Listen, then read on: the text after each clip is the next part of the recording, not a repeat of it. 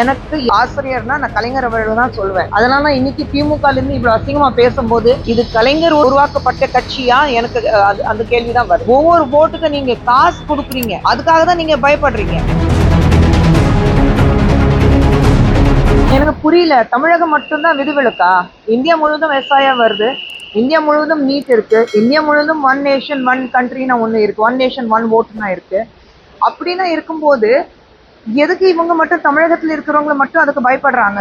NEET கொண்டு வந்தது பாஜக இல்ல, காங்கிரஸ் காலத்துல இருந்து நீட் இருந்தது. அப்போ நீங்க அதுக்கு சப்போர்ட் பண்ணி பேசுனீங்க, இப்போ நீட்டுக்கு எதிர்ப்பு தெரிய வைக்கிறீங்க. அதே மாதிரி ஒன் நேஷன் ஒன் எலெக்ஷன் இப்போ இல்ல, காங்கிரஸ் காலத்துல இருந்து இருக்கு, கலைஞர் அவர்களுடைய காலத்துல இது ஒன் நேஷன் ஒன் எலெக்ஷன் இருந்தது. இப்போ மட்டும் நீங்க ஏன் பயப்படுறீங்க? எஸ்ஐஆர் வரும்போது நீங்க ஒவ்வொரு ஓட்டுக்கு நீங்க காசு கொடுக்குறீங்க, அதுக்காக தான் நீங்க பயப்படுறீங்க. இதே பீகார்ல ஒரு மிக சிறந்த தலைவர் ராகுல் காந்தி, இல்லைன்னா ராகுல் காந்தி மிக சிறந்த தலைவர் முதலமைச்சர் ஸ்டாலின் அவர்கள் சொல்றீங்க. ஆனா இங்கே முதலமைச்சர் ஸ்டாலின் அவர்கள் பீகார்ல இருந்து வந்தாக்கா அவங்க பிடிக்காக தான் பிடிவாளர் தான் சொல்றீங்க. அப்படி இருக்கும்போது உங்களுக்கு எது சாதகமா இருக்கோ அப்ப நல்லா இருக்கு.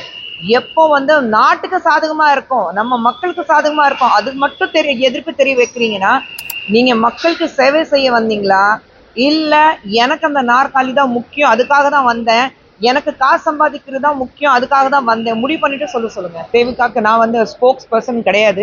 எல்லாமே அவங்களை பத்தி கேள்வி வந்தா பதில் கொடுக்கறதுக்கு இதுக்கு விஜய் அவர்கள் தான் பதில் கொடுக்கணும்.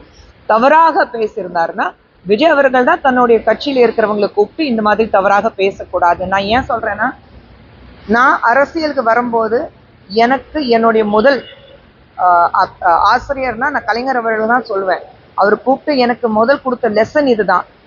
யாரையும் மரியாதை இல்லாம பேசக்கூடாது, நாகரிகம்னு ஒண்ணு இருக்கு, எனக்கு சொல்லி கொடுத்தது அதுதான். அதனால இன்னைக்கு திமுக இருந்து இவ்வளவு அசிங்கமா பேசும்போது இது கலைஞர் உருவாக்கப்பட்ட கட்சியா எனக்கு அந்த கேள்விதான் வருது மனசுல.